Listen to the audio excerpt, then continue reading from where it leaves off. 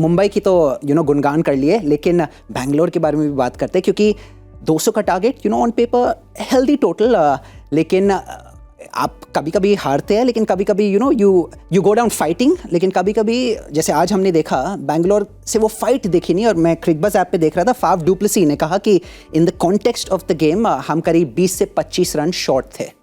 सही कहा है उन्होंने, क्योंकि जिस तरह से वो और ग्लेन मैक्सवेल चल रहे थे, जिस लय में लग रहे थे, वहाँ एक दोनों में से एक जन का आउट होना वो थोड़ा सा सेटबैक था इनिंग्स को प्रोग्रेस करने के लिए। और पाजी ने सही कहा कि इस टीम में वो फिनिशर्स नहीं है। फिनिशर्स मतलब जो बड़े हिट्स लगा के कम बॉल में 4 बॉल मिले या 10 बॉल मिले, जहाँ पे जाके 20 रन या 15 रन नॉट आउट करें, बाकी सभी टीमों में है। जैसे मुंबई में टीम डेविड है, कैमरन ग्रीन भी आते हैं, नेहाल वडेरा भी आ गए हैं, लेकिन बहुत डिफ़िकल्ट वाली सिचुएशन में पड़ गए। आज तो चलिए दिनेश कार्तिक की बल्लेबाजी चल गई, वो भी एक कैच मिस हुआ, नहीं तो 20 रन और कम होते 20 रन। तो इनको ये जल्द से जल्द फिक्स करना पड़ेगा। अब कर क्या सकते थे आज के मैच में? देखिए, जब इस तरह के प्लेयर्स, खासकर सूर्या अगर इस लय में, इस फॉर्म में अगर रहें, तो बॉलर को भागने की कोई जगह बहुत कम है, मार्जिन ऑफ एरर बहुत कम हो जाता है। कर क्या सकते थे? मैं हमेशा एक ही चीज़ कहता हूँ कि एक दिशा से अगर कोई भी बॉलर मार खाता है ना, तो उसको दिशा बदलने की ज़रूरत है। आप एंगल बदलें। एंगल कोई भी बॉलर ने बदला नहीं, राइट आर्म फास्ट बॉलर्स ने, और एक बाएं हाथ के स्पिनर्स मिस किए। इसीलिए मैं कल कह रहा था कि अगर शहबाज अहमद को खिलाते तो बल्लेबाजी भी मिलती और बॉलिंग भी मिलती।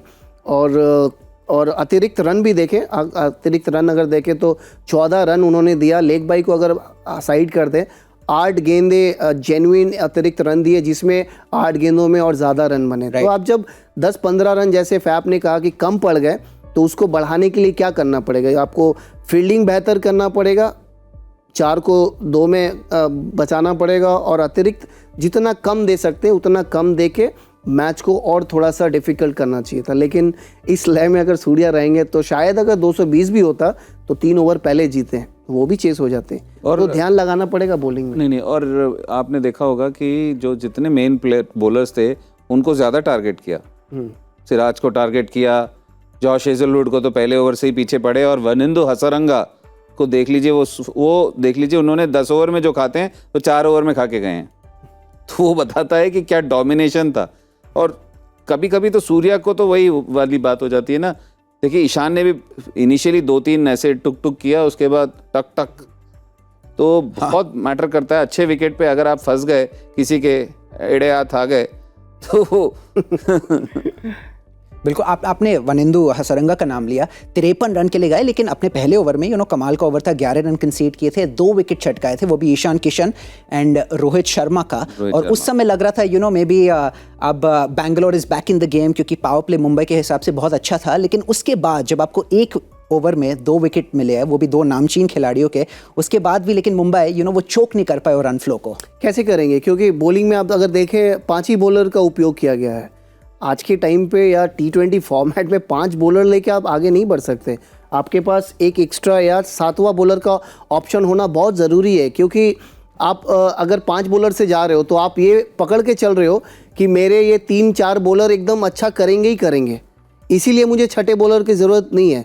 लेकिन हमेशा एक कप्तान और एक कोच और एक टीम को ना छठा ऑप्शन, 7वां ऑप्शन हमेशा रखना ज़रूरी है, ताकि कोई भी मार खाता है, एक बॉलर नहीं, कोई भी 2 बॉलर भी मार खाते हैं, तो वो बॉलर को दे के आप ला सकते हो।